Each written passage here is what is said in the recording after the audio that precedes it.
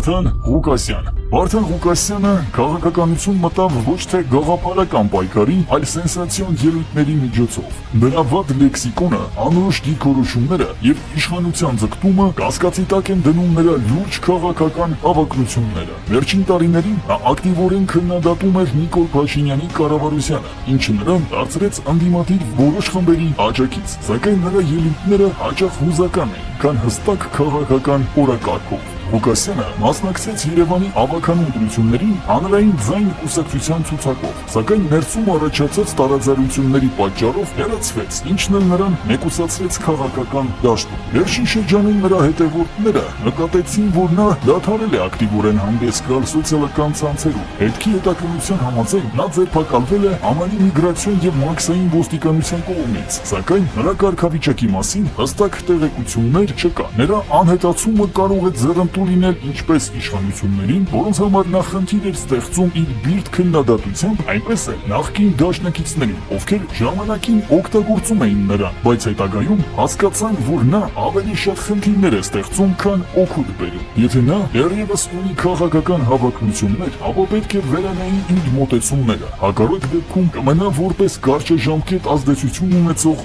ուժ, որը օրեցօր կկորցնի իր արդիականությունը։